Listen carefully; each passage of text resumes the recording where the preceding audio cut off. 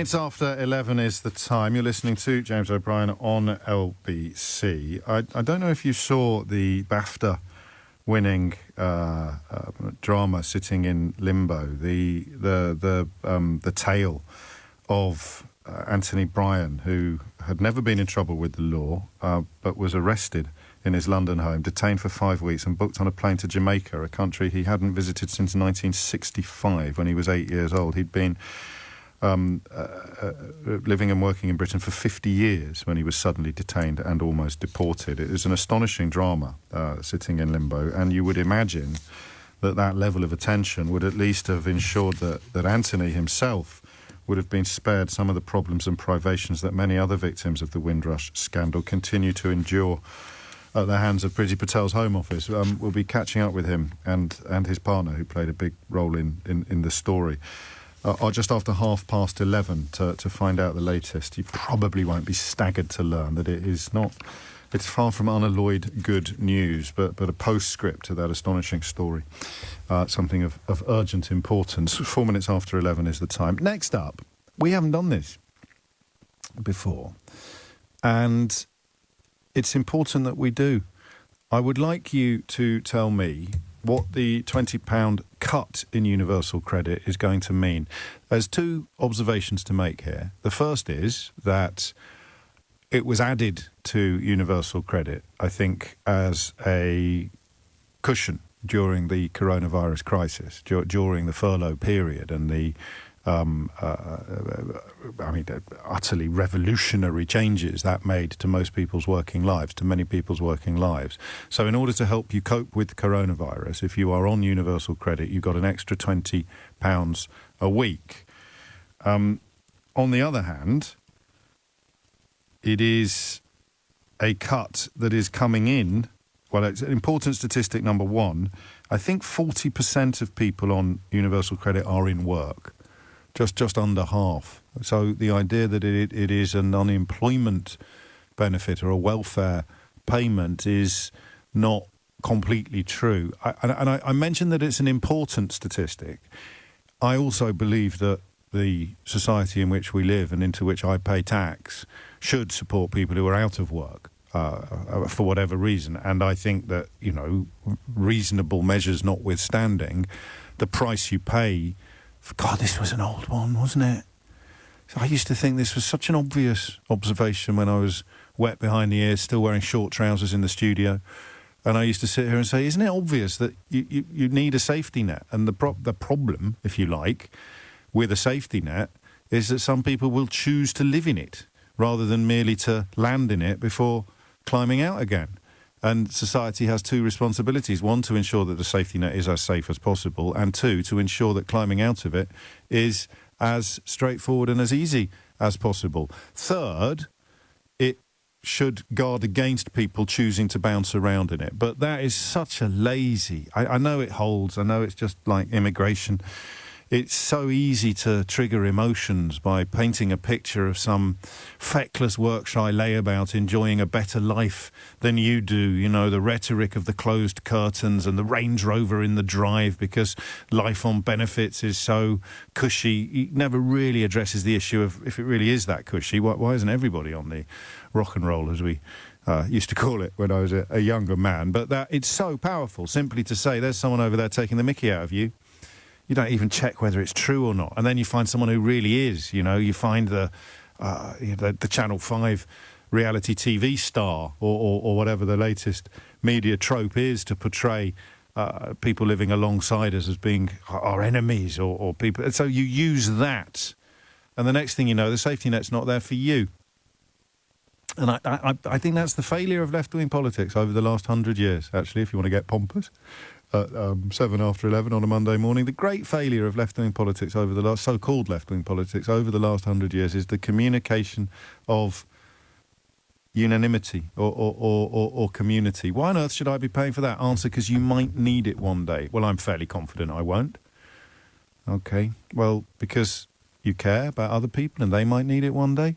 Oh, yeah, all right, that's a good argument. And then in comes your right-wing newspaper dedicating epic amounts of energy and money even to persuading you that you shouldn't care about the people who might need it one day, because they are not like you. They are not like you. And that's why, if you balked at my suggestion that the psychological processes employed here are identical to the anti-immigration rhetoric that is, it seems, gathering pace once again, then now you understand why they are exactly the same. Why on earth should we help those people? Because they're not like me, except, of course, they are. A funny one, but I think a powerful one. You're welcome to have a swing at it if you want, if you don't like the parallel. So even if you are not in work, you deserve dignity of sorts. And even if we find someone taking the mickey and laughing at us as taxpayers who subsidise unemployment payments, even if we do find someone who's not worthy or not deserving, perhaps, of our support and our help, we don't use them as an excuse for removing help from all the people that do deserve it. And yet this is a very lonely hill, isn't it, in the British media? This is a very, very lonely hill. Why do we do that? Because, A, it could be you. That appeals, if you like, to the selfish gene that we all possess. Why are we doing this? Because it could be you, right? And, I mean, social care, which we will come on to this hour, I imagine, fits into this category as well. OK, but it's never, ever, ever going to be me. OK, well, then it happens to people that you should care about. And most of us do, until we're told that we shouldn't.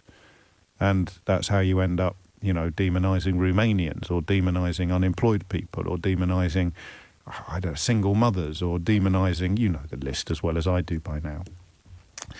So I know that the hardest phone calls are the ones that involve airing your own dirty laundry. And there's not a lot I can do about that. And that is part of the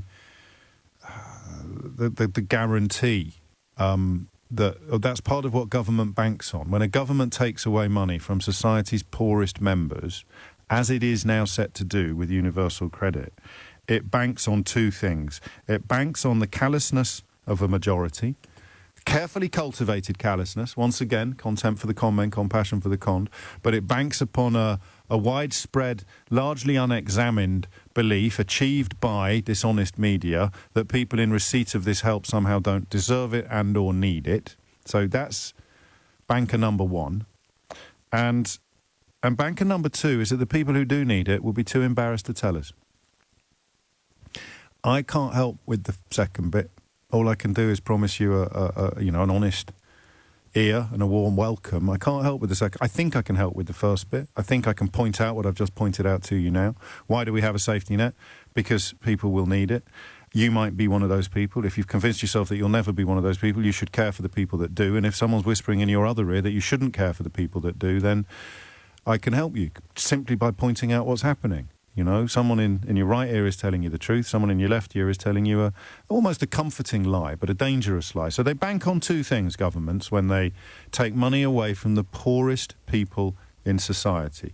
They bank on the people affected being too embarrassed to tell us, and they bank on the people not being affected being groomed into believing that the people affected don't deserve the help that they're getting. All of which doesn't address the question of how big a deal this £20 reduction in universal credit, a temporary measure put in place, but of course, whether they are receiving it or not, these are the poorest people in our society, both before getting an extra £20 a week and after getting an extra £20 a week. These are the poorest people in our society. This government has just given a financial boost to the wealthiest people in our society. The social care proposals, as they stand, involve money being left in the pockets of people possessed of the biggest assets. The bigger the asset, the bigger the boon you've just received from this government. We've talked about that a lot, and that's not debatable, what I've just said. That is how it is designed. That is what it does, okay? And I can see both positives and negatives in that. Morally, taking money away in the same week from the poorest people in society, while also bringing in a policy that benefits the richest people in society, it, to me, seems really nasty. I've got to be honest with you. Again, if my analysis is flawed or false, 0345 6060 973 3 is the number you need to challenge me, but I think that's almost unassailable just in terms of the facts as they stand. The social care policy will benefit, compared to what went before, it will make life better for the wealthiest in society financially, and the universal credit removal will make life worse for the poorest in society. But how much worse? That's question number 1. I'd like to talk about the morality as well, that issue there. How can anybody conscience that? How can anybody be comfortable with a direction of political traffic that financially improves the lives of the people with the most money and in the same breath, or the next breath, financially penalises people with the least money? 0345 6060 973 if you want to talk about the politics of it. And inevitably the number remains the same if you want to talk about the personals of it. How does it hit you? What's it going to mean? Whether you're in work or not. Obviously, and I can't help with this, you're more likely to engender sympathy from an unbiased listener, I guess, if you are in work in receipt of this help from the state. £20 a week out of your pocket, while you will be soon required to pay more in national insurance in order to further feather the nests of people lucky enough to own nests. Never mind own some of the comfiest nests in the country. Here are the numbers now. You will get through. I really need help with this one. And the reason why I really need help is that second banker, the two things that are going on here. So the people I'd most like to talk to are the people who have been persuaded that this help is not deserved, that people don't need help, that the poorest people in society, that it is fair and right to take money away from the poorest people in the country while enriching the richest people in the country. I'd love to talk to you if you're in that category. I don't want to fight today. I just want to understand where you're coming from. And the second category is the people who are set to lose £20 a week at a time, arguably, when it can be least afforded. 0345 6060 973. And do you know what else would help? For those of us living in a bubble, however thick that bubble might be, just to understand what the financial reality is of people who qualify for universal credit, whether you're in work or not. What is the financial breakdown that puts you into that category?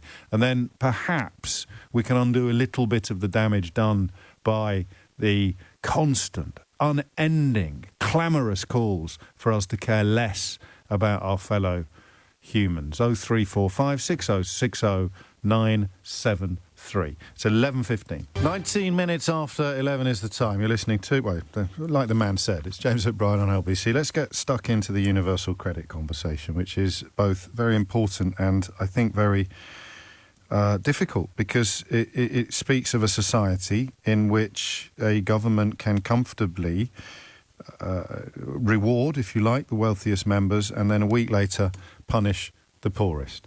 And I just wonder how you sit with that simple description of what I think is reality. Eloise is in Camden. Eloise, what can you tell us? Hi, how are you? Very well. Hello. Yeah, I mean, I rang in because I'm in a sort of, I don't know if it's a unique position, possibly, but I have recently had to resign my job as a universal credit work coach because of a genetic disability, and so I've been on universal credit for about 6 months now. Gosh, so you went from helping people on it to being on it. Indeed, yes. Crikey, that probably is unique, actually. Well, yeah, possibly. But, you know, I mean, first of all, with regard to your, you know, people sort of looking at the sort of benefit scrounger type thing. Yes. Now, I come from a lefty kind of sort of background anyway, so I've never really gone in for that. But just to give a little bit of clarification to people who might be thinking that, I worked in central London. I worked in a very busy job centre with a very lovely team, thankfully, you know, it was, and we were able to help people. You know, that was very much the ethos in our particular job centre. I know that may not be across the country, but we would have people coming in going, I've lost my job for whatever reason, and they were deeply ashamed of being there. Yeah. And I would have to encourage them and say, look, you've been paying your taxes for X amount of years. This stuff happens to all of us. Yeah. And it can potentially happen to all of us. And, you know, try and encourage them to see it as their due, because, you know, I have to say, and again, I am qualified to say this because I worked there, yes, the percentage of people who are taking the mick is infinitesimal. No, it doesn't matter, though. Experience. It doesn't matter, does it? No. You know, no. the percentage of immigrants who are sex offenders is infinitesimal, but the Daily Mail today is all over it like a rash, pretending that it somehow represents the population. Imagine if all TV presenters were treated like Jimmy Savile. True. But anyway, never mind. Those ships are those dinghies have sailed, I fear. So back to what this 20 quid is going to mean. Well, the 20 quid is going to mean, I mean, I do get a low level of personal independence payment because of my disability. Right. So I am going to be a bit better off than, you know, a single parent family who's going to lose the £20 a week. You know, I'm under no illusion about that because I have no kids and stuff. But for me, especially going into the winter, it's going to mean, you know, not being able to pay my gas bill, which is my heating. You know, that's going to be an issue. Also, because of the type of disability I have something called Ehlers-Danlos syndrome, and it can affect, well, with a lot of us, it does affect your digestive system. I can't eat any processed food, that kind of thing. It's people always think, oh, you know, you're a bit of a, you know, flaky, you know. It's a real thing. The sort of faddish food. Faddish food. It's not. Trust me. No, not. I do. Of course, I trust you. Only celiacs who get mistaken for, you know. But anyway, I just treat everybody nicely, and that then we solve the problem. Don't we? If you don't want to eat gluten, that's fine. If you can't eat gluten, that's even more fine, or whatever it may be. But you know, so I you know, I have to buy fresh food. I have to eat fresh food. Because otherwise, you know, and that is going to be... So you've got double whammies. So are you going to lose money? Sorry, I missed that. Yes, I am. Yeah, I'm going to lose the £20 a week. So it is £20 a week, and your food bill's about to go up because you're not currently in work. You're not going to get your national insurance payments going up, but there'll be people listening to this who are set to face higher food bills, higher bills for everything, actually. Exactly. And they've got kids and all this. And they're going to have to pay more national insurance, and they're about to lose £20 a week. And let's keep on demonising them because that works for... Well, we know it works. You know, it works, doesn't it? It does. Gosh. I mean, the way you've put it, I thought I'd done a decent job, Eloise, but the way you've put it makes it almost impossible to imagine. Well, maybe it's like being on the bus, the climate change bus, and this is the point where you put your fingers in your ears because it makes life easier and more comfortable to just think, no, they don't deserve it. No, why should I do this? No, I don't need it. It'll never be me. Did you ever think that when you were doing it, when you were helping? Well, I actually went into, I mean, I've just turned 50, and I went into, I was made redundant, and there was an influx of recruitment into the DWP for the universal credit when it all came in.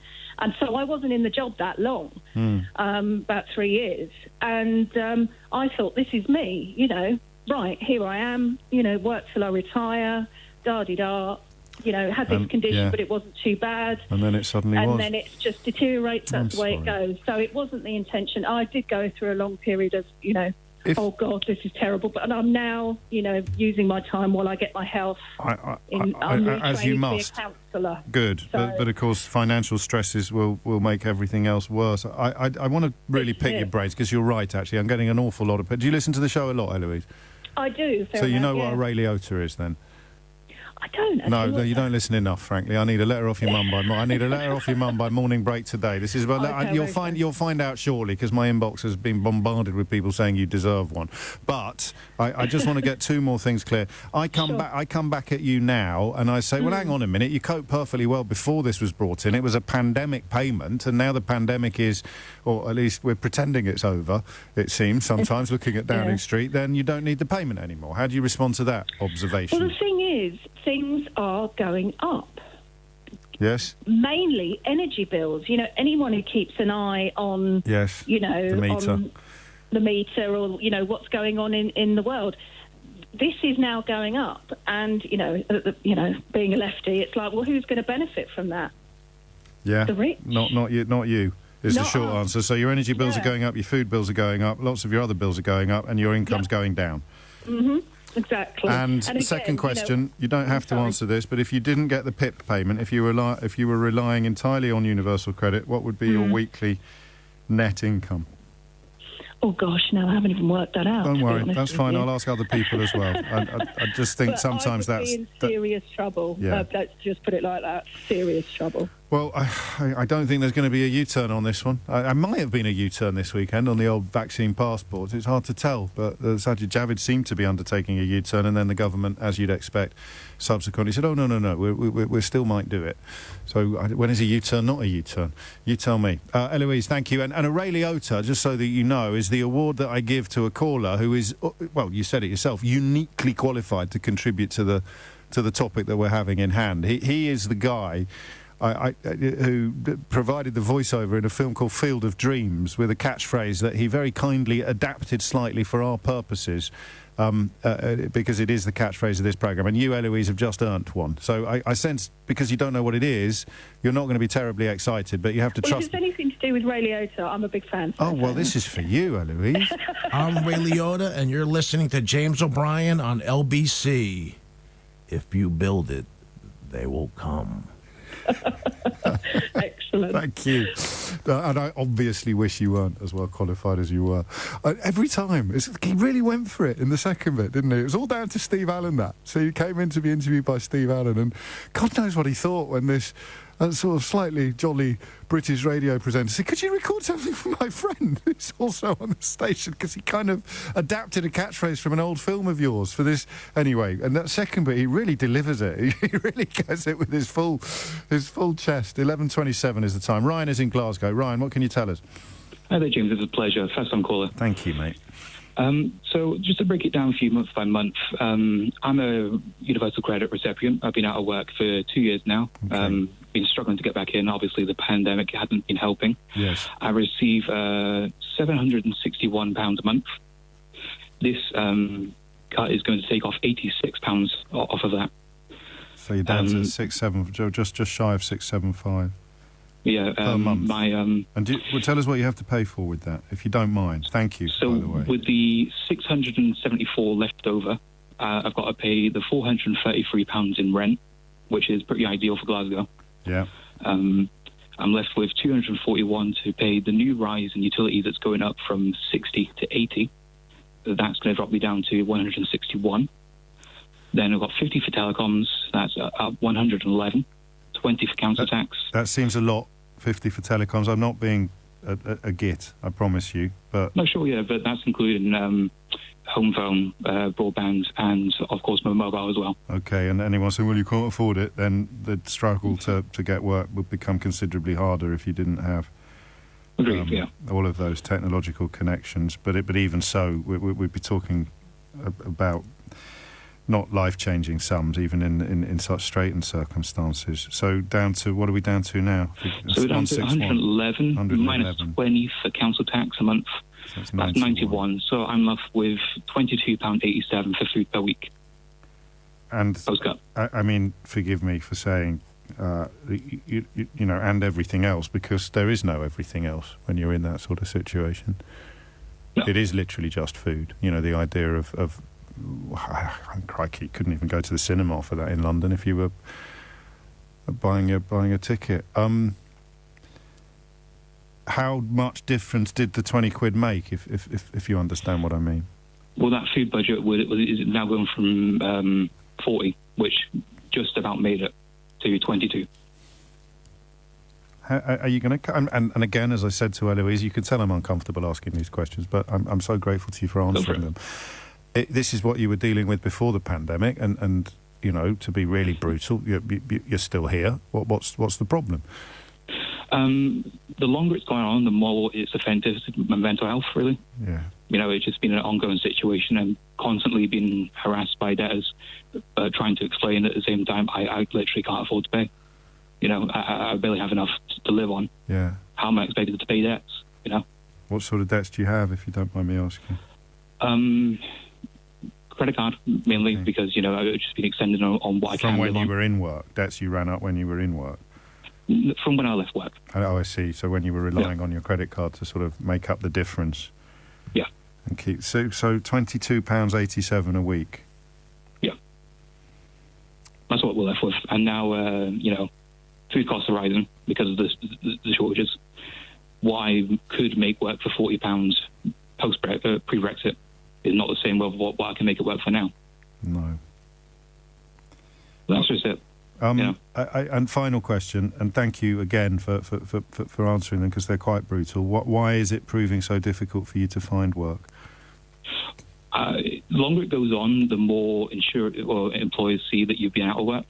Yes. So I think they sort of prejudge your applications based on that. So the longer it goes on, the more of a financial hole you get yourself into, the more it affects your mental health, the more employers won't even look at you because you've been out of work for so long. So it becomes a sort of vicious circle, and there will be people, I haven't looked at my inbox yet, but there will be people pointing out that we're hearing about labour shortages in many, many, many sectors. Is that potentially good news for you?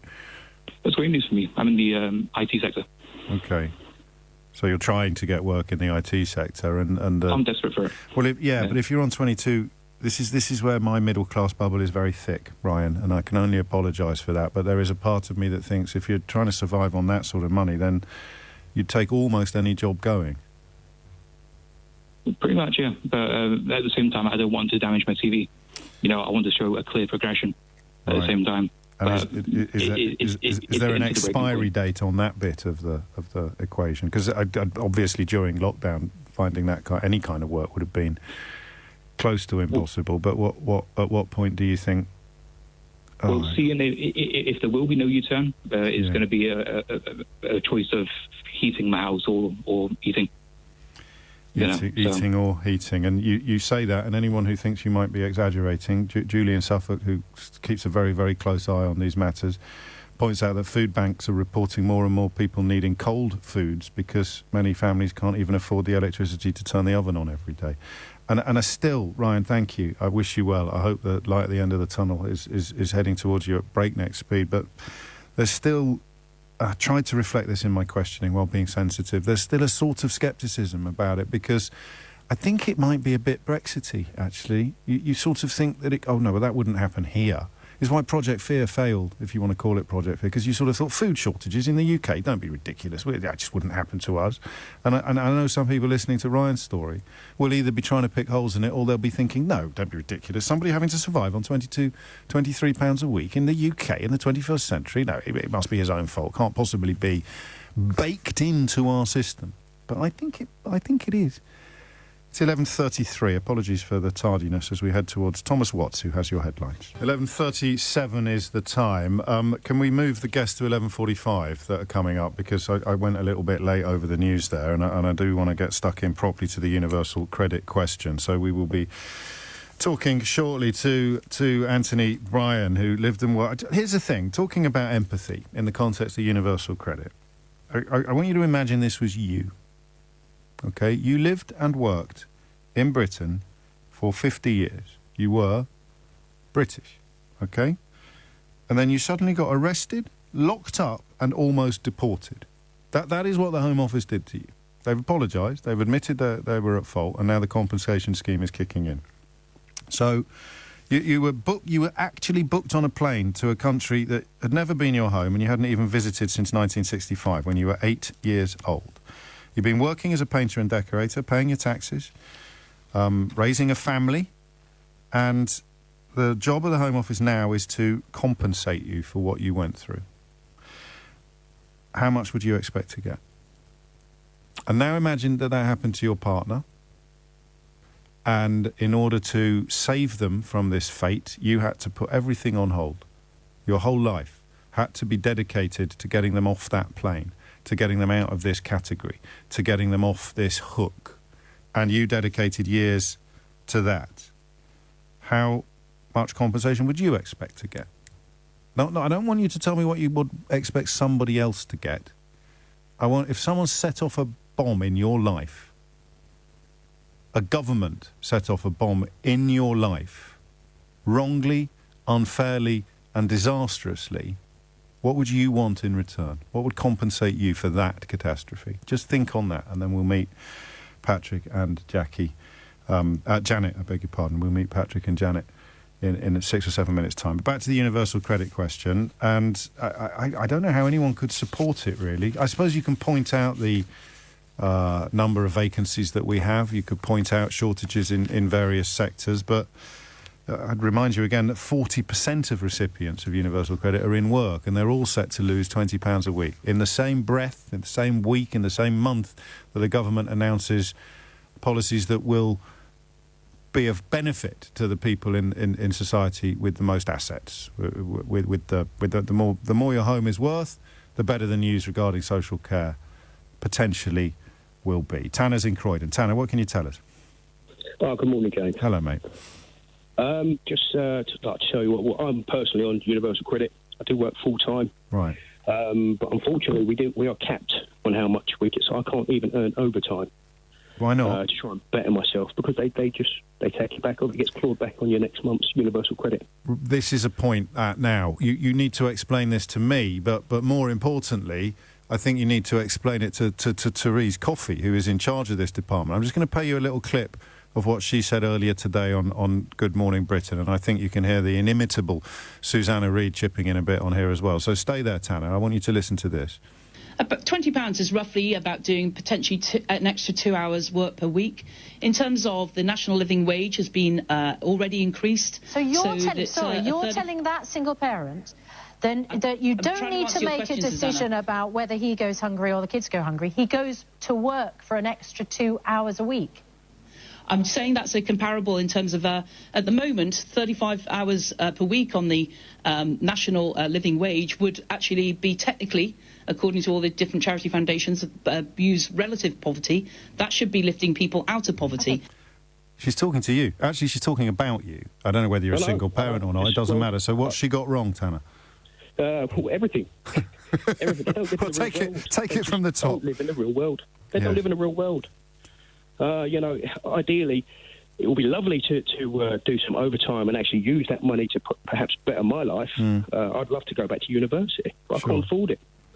I just can't do it. It doesn't matter what job that I take, unless I'm earning X amount, which takes me over the threshold. I'm stuck in a poverty trap. Doesn't matter what I do. Just with detail, if you can. Why can't you do the 2 hours of overtime a week that Therese Coffey, the Secretary of State for Work and Pensions... I can do the overtime, and I can do the overtime, and it will appear in my wage package. It's fantastic. Yes. But on the next payment for the universal credit, they claw it back. There it is. So you're working for free. All you're doing is supplying with your boss. Free, well, not free, but you're giving him more time and more labour, which I don't see a penny of. Because of the thresholds. So you do the overtime this month, and they take it off your universal credit next month. Exactly. And unfortunately, I've got to do this because I won't tell you what the cap is. It's quite embarrassing. Why? But is it the same? It's humiliating. Mate, it's not humiliating. It's your right. It's your right. This is money. It might be. It's not my right to have my wages capped, my income capped. No. That's not my right. My right is to have a dignified life. Yes. Okay. And unfortunately, I don't feel that that's being done, particularly with this government. It's disgusting. It's the worst government in the history of Great Britain. It's disgusting. How is losing the, however much you're going to lose, 20 quid a week, how is that going to affect you? Well, I'm living literally almost, not just week to week, but day to day at the moment. I'm having to borrow, rob Peter to pay Paul. I'm having to do the overtime and then try and make it up at the end. The £20, the £80 a month is going to cripple us. Christmas is coming. Food shortages are there. Prices are rising. The new tax on your national insurance. You've got council taxes being talked about going up. Yes. What sort of life is it? And I work twice as hard as most people who say that they're hard workers. I can guarantee that. I know you work harder than I do, so you don't need to prove that. Can I ask what you do? You don't have to tell me. Yeah, basically I work for a company that builds control panels for the management system. We supply all the management throughout the entire pandemic. And we never stopped once. We couldn't. How much... And I don't want to get you into any trouble, so just don't answer any questions you don't like. But sure. How much unhappiness do you feel towards your employer? Do you see what I mean? Because personally, I don't feel bad towards anybody personally, but the system itself is disgusting. I suppose I'm asking, could they afford to pay you more? Yeah, of course. Yeah, so that's part of the problem as well. Or asking a friend to give me a lift to work while he's riding around an £80,000 car. Right. Yeah, which you bought for. And the reality is this: the products that we produce, there's no profit on it until I actually put my labour to it. Right. Yeah, so that's. I mean, I'm just cataloguing the unfairnesses of it, really. But the fundamental unfairness right now is that you're already struggling, and they're about to take £80 a month out of your pocket. I mean, literally. Of course. And again, as I've done with all the other callers, this is only a return to what life was like before the pandemic. And I know you've mentioned the extra calls upon your income, but I'd still, I think, point that out. Sorry, say that again. You're going back. The £20 was introduced for the duration of the pandemic, so you're going back to where you were before with the extra problems of price increases and a national insurance. Yeah, that's it. And to be fair, it seemed like a lovely thing at the time to have an extra £20 to help out your finances. Okay, knowing that it was going to be temporary. But unfortunately, with what's happened since they gave us that, it's a poke in the eye. Particularly with the income tax on social care. I mean, it's just. Well, this is actually. I mean, it may be that the 20 quid figure, but although it's a useful point to focus on, it's only part of the story, because forget about price increases and food shortages. With the tax increase, you are going to be worse off. Yes. Even if the 20 quid had never been delivered, even if you'd. So you're coming out of the pandemic.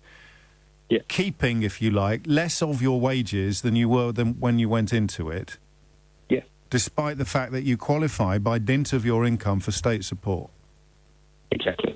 And the worst thing is I work full time, and the reality is this: because of the situation that I'm in, it's very unlikely that I'll ever own my own home again. I used to, I never will now, and it's very unlikely that I'll ever have to. That I'll be able to give up work. I can see myself working to the day I drop. So, there is a massive, massive division in classes, and it's getting wider and wider and wider. And it's not an accident, is it? It's almost as if the calculation is that people like you haven't been politically represented. Of course. And unfortunately, I used to be a Labour supporter for many years, and that's not really gone too well. I suppose they'd argue that if they were in power, you'd be better off, but that's naffle used to anybody. Potentially, but would it really? I mean, what policies do they offer? Well, we'll find out tomorrow. But I appreciate how pathetic that sounds in the context of what you're describing. I mention it only because Keir Starmer popped up on the telly as you were talking, and tomorrow is the day upon which he will apparently unveil his master plan for the near and distant future. Tanner, I'm so sorry, mate, and I just want to clarify what I meant, because I can't tell you not to feel humiliated if you feel humiliated. That's pathetic.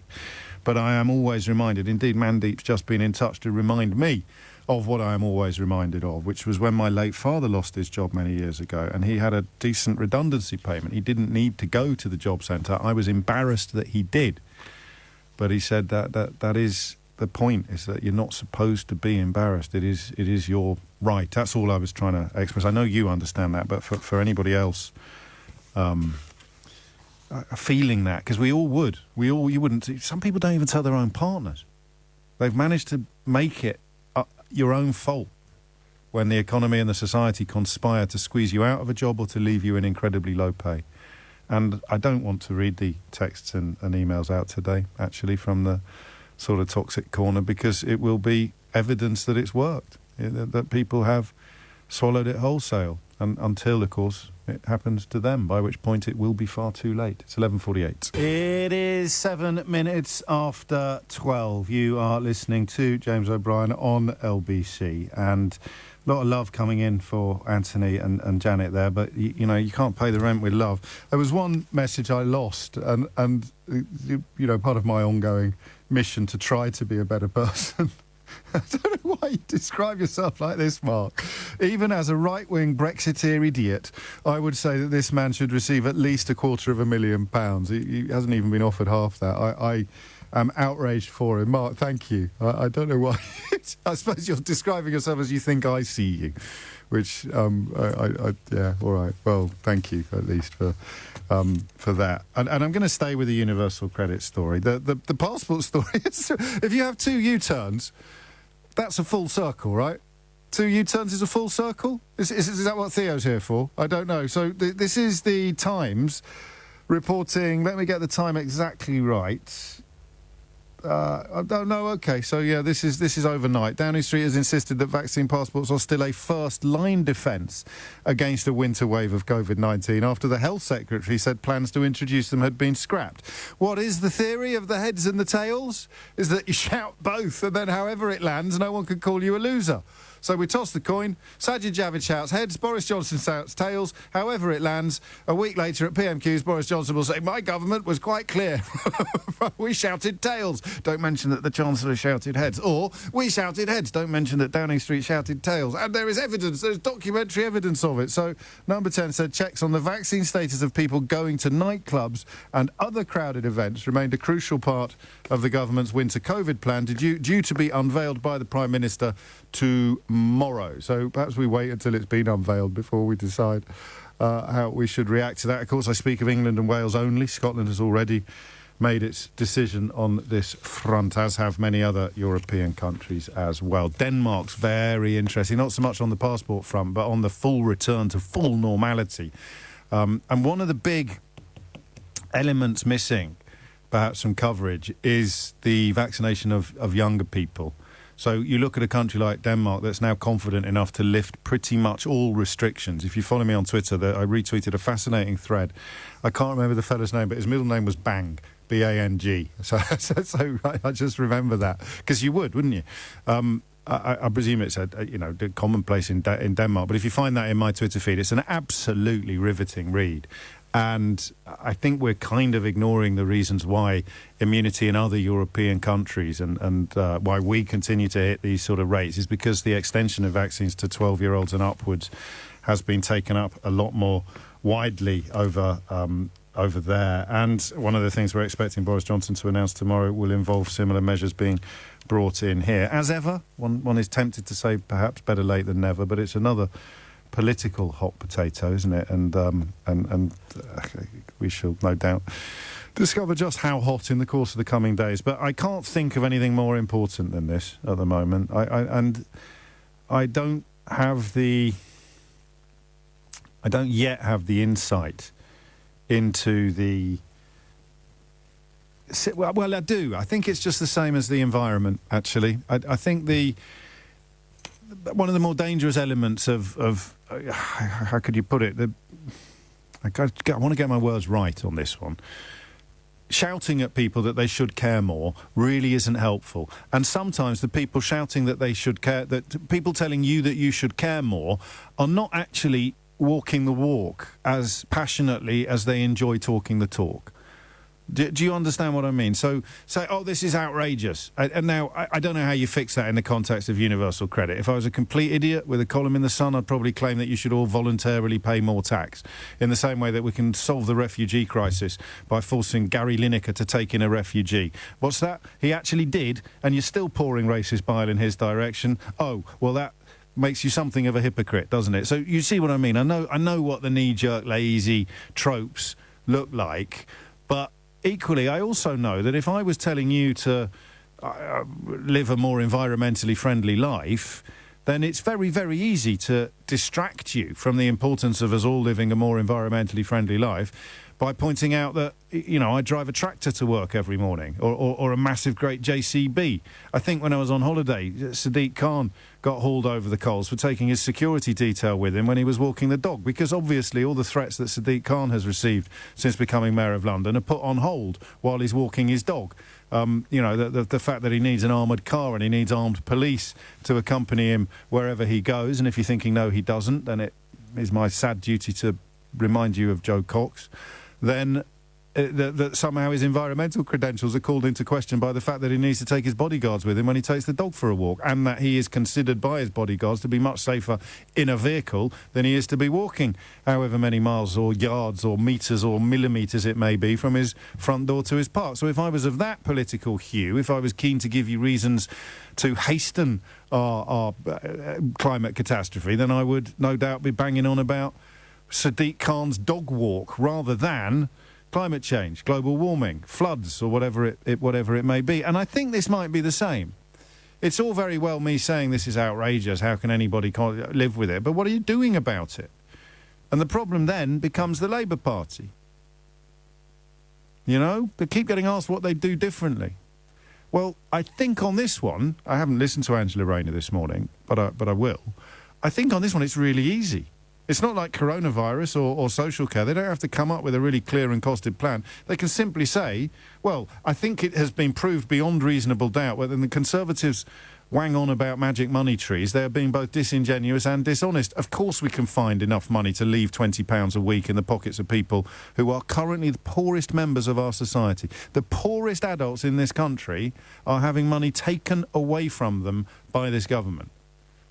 And that shouldn't be a political conversation. It should be a moral conversation. Nick reported this morning there's a shortage of priests now in the Church of England. I kind of feel the two events might be linked. If you've got a pulpit, this is precisely the sort of thing that Jesus would have expected you to talk about. But don't forget, of course, that Jacob Rees-Mogg is a devout Catholic.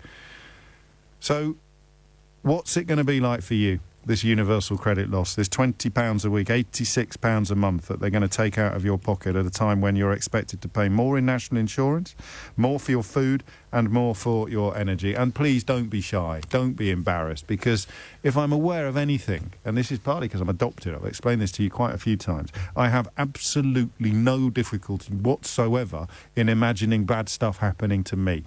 Imagining my life having involved being dealt a very different hand of cards, imagining bumps in the road and turns in the traffic that would have led me down an entirely different path. And I'm also well aware of the fickle finger of fate and how much of this stuff just depends upon bad luck. Spoke to Tanner earlier, used to be a homeowner, reconciling himself to the fact that he never will be again, has to get the bus to work or get a lift in with a friend while his boss drives an £86,000 car. I'm not expecting a communist revolution. I'm just not expecting him to be told that the relative pittance that he currently survives on is about to be reduced to the tune of £86 a week. Take the percentages, do the sums. The proportionate impact of an £86 a month, I beg your pardon, decrease in income for people like him would involve people in the 40% tax rate earning about 90 grand a year being put up to 55%. That's the proportional impact of this policy.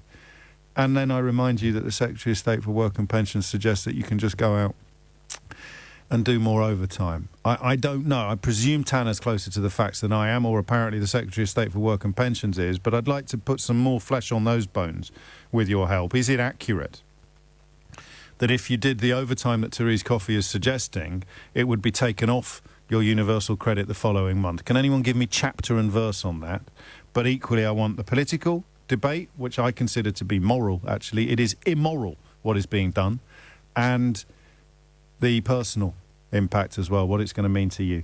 12:16 is the time, and I've also got some bad news to share with you. If you're a regular listener to the programme, I think you'll be as upset by it as I am, but you know, it's I've been asked to do it, and I absolutely will do, so don't miss that either. I'm going to ask for something from you in return, but the time now is 12:16. 19 minutes after 12 is the time. Universal credit, what's it going to mean? What does it say about our country? Here are the poorest people in the country. What are we going to do with them? We're going to take £86 a month out of their pockets at a time when we are rewarding people lucky enough to own expensive houses. 20 after 12. And what the heck is Keir Starmer going to do about this? When is he going to start making the right noises? Tim's in Reading. Tim, what would you like to say? Well, I'm speaking with my ex-wife this morning about how she's going to manage with the reduction. Yes. And, you know, and just saying, you know, well, you know, she looks after my two children, you know, we co-parent, and I've offered to not so much replace it in cash terms, but, you know, when I go shopping, you know, buy an extra bag of pasta, buy an extra bag of this, you know. Yes. I regularly go, you know, every 3 or 4 months I go to Costco, you know, do the usual toilet paper, you know, that kind of thing, and I'll get her a pack. I'll get her a pack of washing powder, because... So what, if you weren't there, what sort of choices would she be facing then? I genuinely don't know. And this, you know, as I said to your researcher earlier, you know, they say you get more right-wing as you get older. I'm thinking I'm getting a little bit more left-wing. Yeah, you and me both. Out of these things. Because I'm thinking to myself, you know, it's only, unfortunately, these situations, people can only empathise when they are either in that situation or they're connected to someone close. So has it changed you? Has it changed you seeing your ex-wife living in this sort of... It pains me. Yeah. Because I think I might feel a bit slightly different if I didn't have children, I'll be honest with you. Yeah, but I've got 2 children. My eldest son is on the autistic spectrum. Right. So she has that. She can't work at the moment because of she was in an abusive relationship after we divorced. So she's picking up the pieces of that. She's got an 8-month-old baby that she's been left holding as well. Right. So complicated circumstances, but that doesn't stop you feeling empathetic. Of course it doesn't. And equally, I always throw in this statistic, I wish I didn't have to, 40% of the people that are going to be in the same boat as your ex are actually in work. So, they're not they're not discriminating between the two, even if I'd be uncomfortable if they did, but other people perhaps who like to pretend that this is all about unemployment. I don't think it compares to the situation that your previous callers are in, because I'll be honest with you, I think they're in a far worse situation. I'm lucky I'm in full-time work. I've got a roof over my head. She's got a roof over her head. But as long as you're raising children together, you're going to look out for her. Not every ex would do that, of course. Not every dad would be as responsible as you're being. But the logic of it, briefly, you mentioned your politics and that you've changed. So if you'd been listening a few years ago, and I was the sort of radio presenter that started wanging on about single mothers and big houses in Westminster, and were you of the view that everybody was swinging the lead? No. I think my attitudes have certainly changed since I've had children. Right. I think that changes your view of the world. Doesn't, though. Straight away. It does for you. It doesn't for everybody, because they don't think it will ever be their children, you see. That's how you pull it off. You do think that, but I just think also as well, we're in a situation where, that money, yes, you're right, the money wasn't there before, but it made such a difference. And it's almost like it's almost like you're kicking a crutch away from a disabled person, if you know what I mean. Well, I do. It's a powerful image. It just smacks of, what's the word I'm looking for? It's not arrogance. Meanness. It is. It's a bit like Scrooge. It is. I've got right. Like that. 2 things. First of all, is a compliment, and then I'm going to tease you a bit. Is that all right?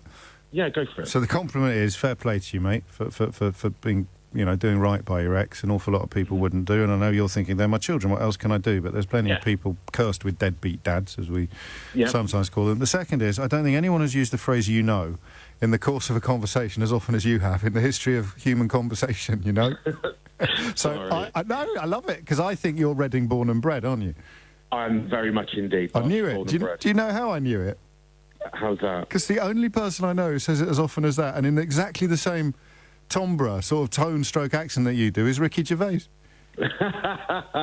Well, I think I'll take that as a veiled compliment. It is a compliment. It's a kind of compliment. I mean, the comparisons with the master are always... But seriously, that I couldn't... It was on the tip. I was thinking, he's reminding me of someone. And it's a Reading thing, right? It is, definitely. It must be a... Tim, take care. Take care, mate. Take care. It's 24 after 12. Theo Usherwood is here. When is a U-turn not a U-turn, Theo?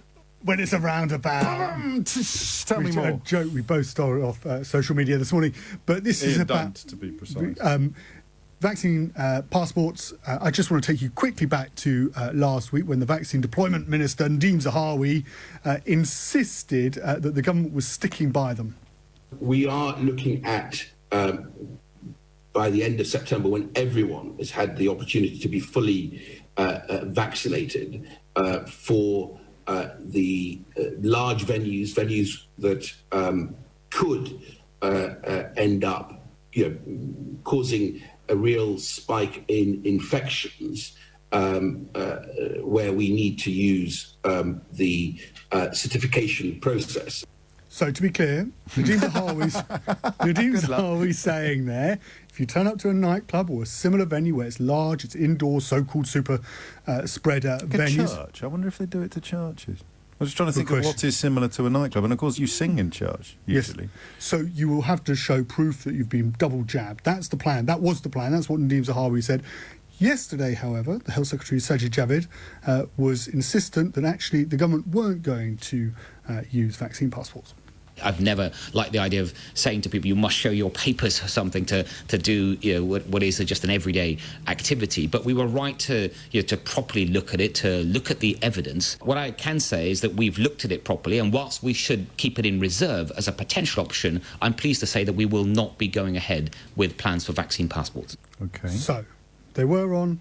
They're now not on. They're being a bit unfair. I mean, they were kind of always in, so we were expecting them at the end of September, and now we're not, after what Sajid Javid said. So you'd think that the Prime Minister would come down on one side or the other to clarify exactly whether we were going to have vaccine passports or not. Well, of course you would. You would, wouldn't you? Well, kind of. You would. Anyway, this is what the Prime Minister... Tails? This is what the Prime Minister had to say this morning. What about vaccine passports? Are they definitely off the table? What's going on? I'll be sending it all out tomorrow. At the moment, I mean, both Sajid Javid, the Health Secretary, and Nadeem Zahawi, the Vaccines Minister, they're both right. What we want to do is avoid vaccine passports if we possibly can, and that's what that's the course we're on. But I think you've got to be prudent, and you've got to keep things in reserve in case things change. Obviously, that's right. Sajid the Javid. I bet he quite likes that, actually. It's got a certain ring to it. It's like, what did Rachel Venables invented a new word this morning? Apocapleptic or something like that. But it is, we've all been there. So, what the Prime Minister, I think, is trying to do, by siding with both Mr Zahawi and Mr Javid, is on the one hand, as he's saying there, keeping up the threat that we could end up with vaccine passports, trying to get those who still haven't had their vaccine to go and get their vaccine so they know that they can access nightclubs if they want to. But at the same time, he's under a huge amount of political pressure from his own side, especially after what happened last week when Tory MPs voted for that 10% increase in national insurance from 12%. The Tory MPs don't like this. They don't like this. These are the same Tory MPs that don't wear masks. Yes. In the House of Commons. Yes. So Tory MPs don't like this.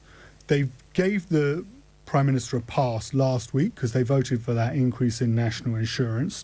The Prime Minister doesn't necessarily have the political capital to therefore go back to the House of Commons this week, and he would need to go back to the House of Commons this week and put this to a vote in the House of Commons in order to get vaccine passports through.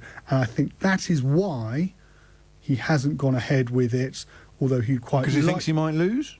Because he's either going to lose or he's going to end up in an increasing battle, another battle with his own side at the same time. You mentioned votes. It's already been voted for in Scotland. It's due to come in on October the 1st. So this raises the slightly ridiculous prospect you end up with different rules in Scotland. Somebody piling into Berwick-upon-Tweed. I'm not familiar with the night spots of Berwick-upon-Tweed. There's one in Aberdeen that I think everyone should avoid like the plague, because you never know who you might end up next to on the dance floor.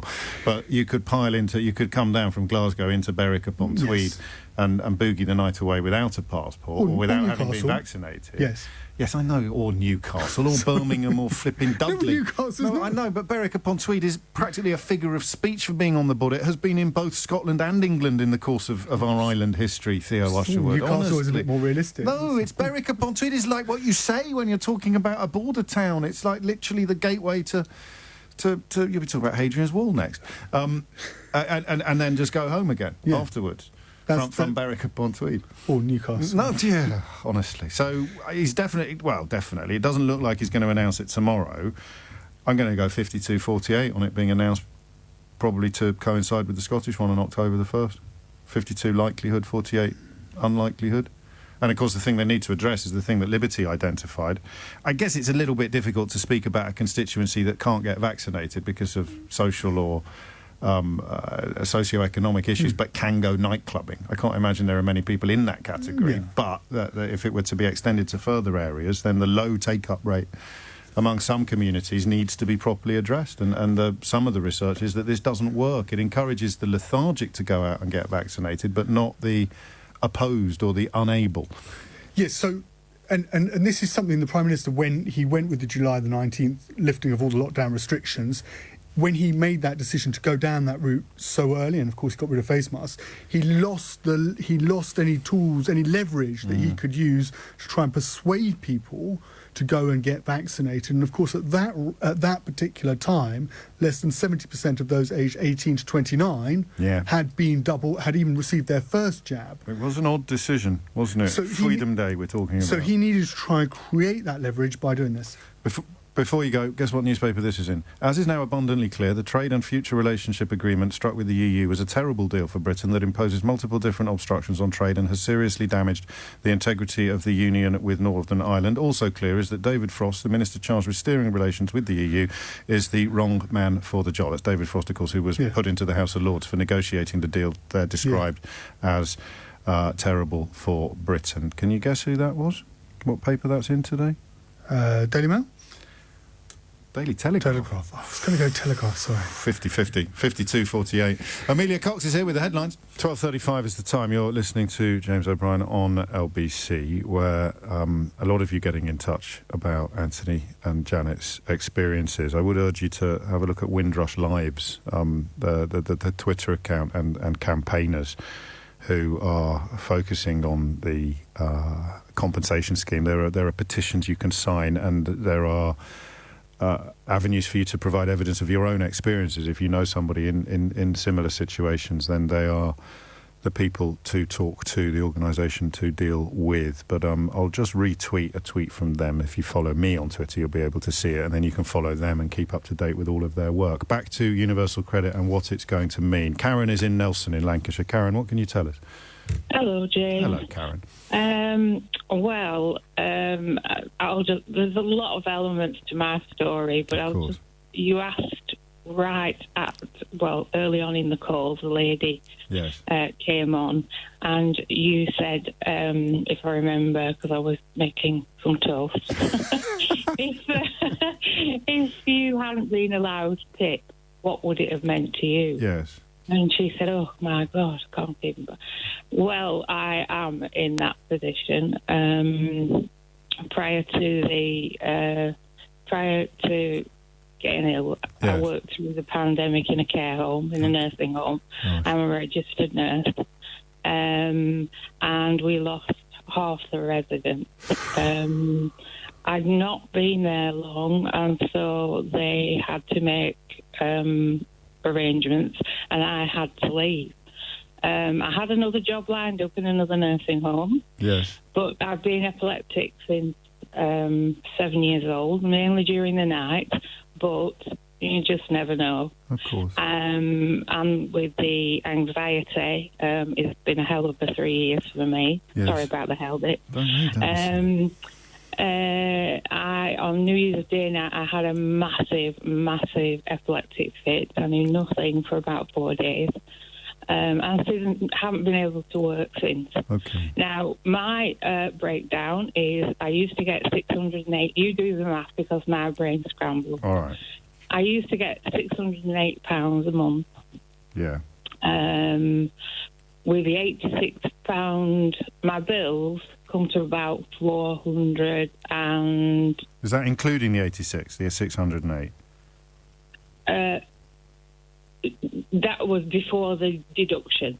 608 before the as it normally would have been. Right, so we're getting 86 on top of that, so we're getting 600. No, 608 is what I got. That was before the before the cut comes in. Yeah. Oh, so crikey. Yeah. With the cut, it brings me down to, I think, £522 a month. Yeah. And my bills are £450 because I'm in social housing because I've had to move into a bungalow because I can't live anywhere with stairs now. Okay. How long were you a nurse for? How long? 30 years. Right. Yeah. Okay. So that leaves you £72 a month. Yeah, and that's what I have to live on. And the most annoying thing is I applied for PIP. Yeah. And they sent me a letter back saying I'd been refused. Nobody rang me up. Nobody assessed me. Nobody came to see me or invited me for an assessment because the kind of questions they ask are, can you walk 200 yards? Yeah. Can you make a meal? And yes, I can. But it doesn't mean you can do a full day's work. My condition varies. And, of course, not while you're in the throes of an attack. You can't do any of those things, and you don't know when the next attack is going to be. That's it. My medication makes me unstable. God. So basically, that's my future. I'm 61. I don't have a massive pension because I didn't stay with the NHS very long because I didn't like the way mental health care was going on the wards. It wasn't the way it was when I trained. So I didn't have a massive pension from there. I lost my husband in 2018, which left me in quite a bit of debt. Oh. So you tell me, I am scared to death for my future. Anxiety is a massive trigger for epilepsy. Which makes your health so I worse. seem to be in a vicious circle. And when this is my last, Go on. the add-on we've had, this is the last one. Is it? So next month it kicks in?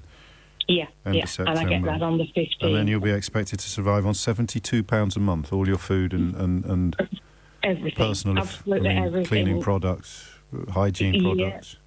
Yeah, if I get a hole in my shoe through the winter, I will have to walk like through the snow with. Well, I mean, it's a miracle you've still got your sense of humour, to be honest with you. You already have to, haven't you? I think you do. You really, I think really you do. And I hate, well, hate's the wrong word, but I always wish when I talk to people like you that I could say something more helpful. But all I can say is that getting these stories out there might create some sort of momentum, you'd think, wouldn't you? That there'd be shame. It's like I'm trying to do things for myself to get better. I went for an EEG this morning, which hopefully may show something up that will be able to get me back on track. Because, as I say, I've been 20 years fine, which in itself was a massive shock. Of course it was. I never thought they'd come back. And, of course, the suggestion from the Secretary of State for Work and Pensions that you could just work more overtime is, I mean, it's embarrassing enough for people who've got jobs. For people in your sort of situation, it literally adds insult to injury. Karen, all I can do is wish you well. I hate the fact that I can't do more. I really do. And I know a lot of people listening will as well. And I think that's when we turn away. You know, I mean that, not as a criticism. It's just, well, I can't do anything about it. But there's a difference, isn't there? You can. It's a political emergency, I would say, that Keir Starmer should be jumping up and down about, but currently isn't. Now, I have to do something a little bit different now. Regular listeners to this programme will remember the caller who probably changed me more than any other, Lily Pohlman, who survived the Holocaust in Poland, having been sheltered by a German woman who was never heard of again, I don't think, after the war. And Lily rang me, and then we became friends, and then she was my guest for a live edition of Full Disclosure. And I'm really sorry to tell you that Lily's not very well at all, okay? And I just want you to pray for her. So here's a little reminder of the last time we were together. I want you to tell me about Frau Vita. Yeah, well, she took my mother and me, and then after a while another couple, and into hiding. Who was she? She was a German civil servant. She came with the occupying forces, but she had nothing to do with the actual war effort or whatever. She was a civil servant like you would have here. And she worked as a secretary in this institution. And my mother, like the Jewish people who were as slave labor, were known as slave labor because they weren't paid or anything, on the contrary. They were really slaves. So my mother worked there in that institution. And one day, my mother stayed behind, which was not allowed to stay outside the ghetto for the night. She had to, and there it was. And on that night, they closed the ghetto completely. And it was said that anybody who is coming from outside and does not have certain kind of paper, not only papers, but badge here, that they're working for the war effort, for the Wehrmacht, which is, military, or for industry, is being taken immediately and sending to death camps, not concentration, death camp. My mother wasn't in the ghetto. She was going to come back. And I decided I have to prevent her from coming back. I must escape from the ghetto, and it was not an easy thing to do.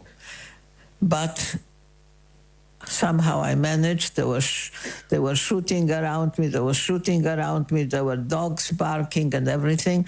I fell into the snow. It was in November, and snow was lying deep. And I was in my pajamas, in my cardigan, and in slippers. And I fell into the snow, and they obviously thought that they got me and stopped shooting. Dogs stopped barking, and I was just lying there waiting. Eventually, I moved myself over. This was on an embankment, railway embankment. And I went on, and I was on the other side. And I was walking, and there was no other way but to walk straight. There were no side streets.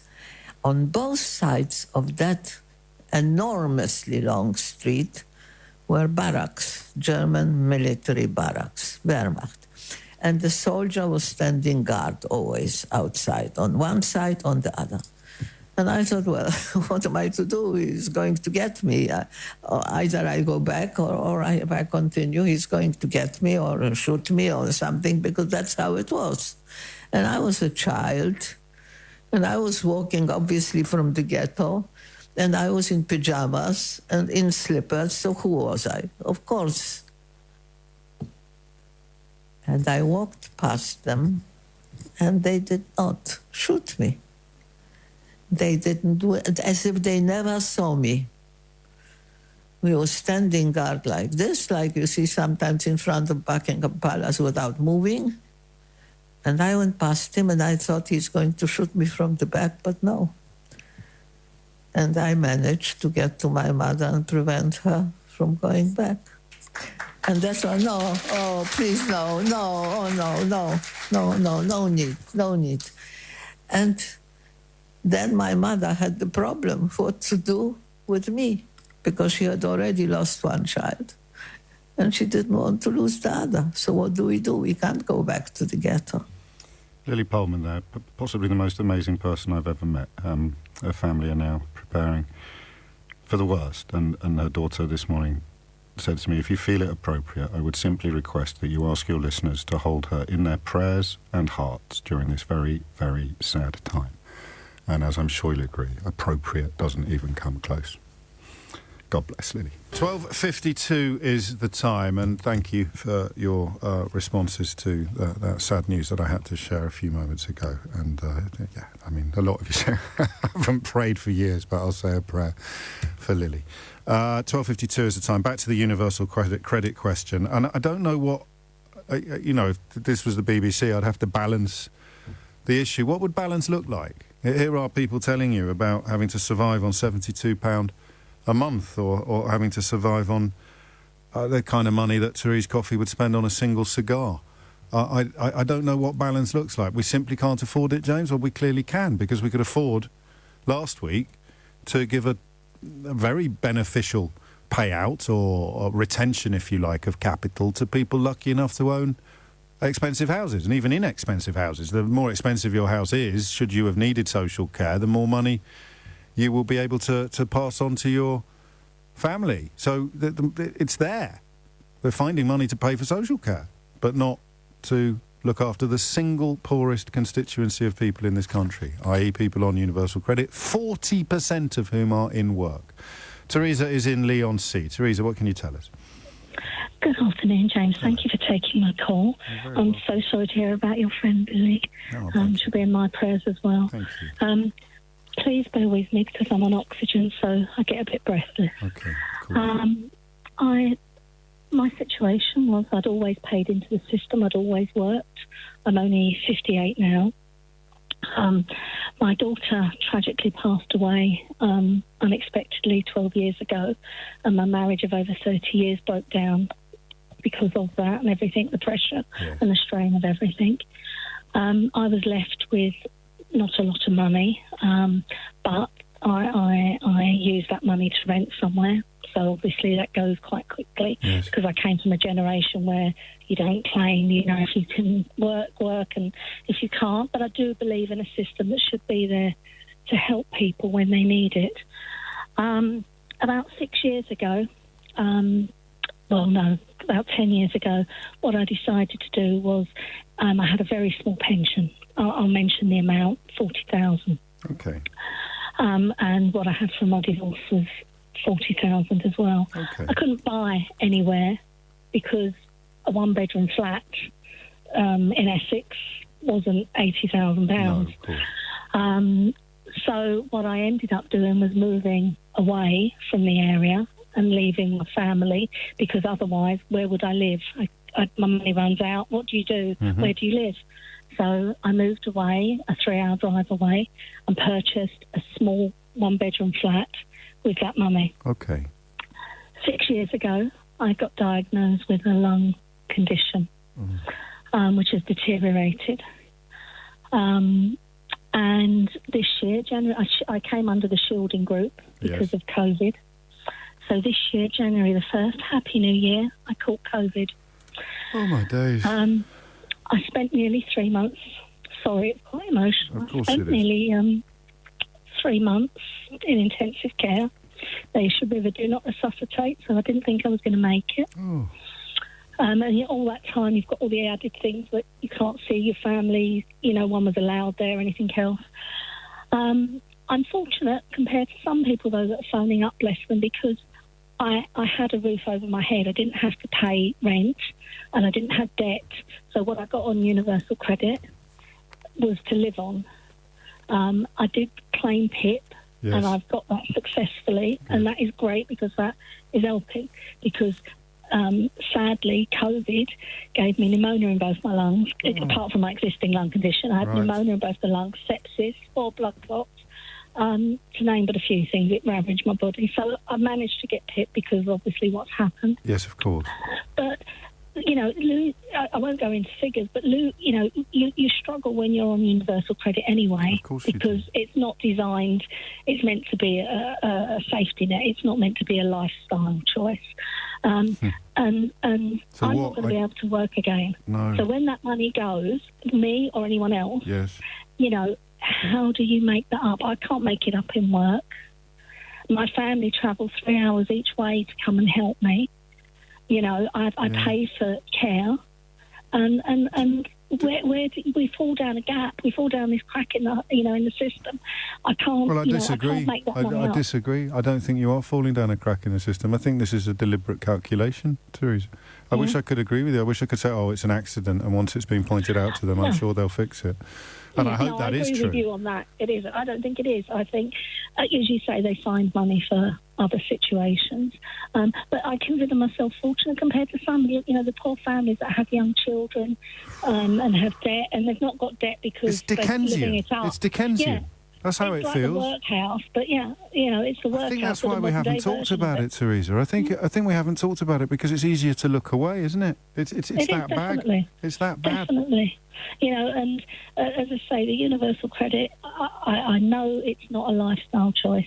It's for people that need it, and it's not helping people even that if we need it. found one idiot for whom it was a lifestyle choice, it doesn't change the reality of the millions of people for whom it clearly isn't. It's either a safety net or a form of emergency. Theresa, I wish you I do. I wish you all the best. And I take away from your call the effort you put into acknowledging that other people are less fortunate than you are. I would remind you, for anybody affected by any of the issues in today's programme, that the Samaritans are available to call any time from any phone for free. Their number is 116 123. My thanks to Theresa and everybody else who's rung in today, and my special thanks to everybody who's sort of sharing in my sadness about the news regarding my friend Lily Pullman, who I think it's fair to say was the single, of all the calls I've taken on this programme, of all the people I've met as a result of doing this job, I don't think anybody has changed me or my life quite as much as Lily. But I'll end with some rather happier news. I will end by wishing happy nuptials to two, I gather, of my most committed listeners. So Safi Andre and Zach Michaelis, who are due to tie the knot a little later this afternoon. I wish you a long and extremely happy life, and good luck with the in-laws. That's it for another day. The next we'll do it again tomorrow morning from 10. The next voice you will hear on LBC belongs to Majid Nawaz.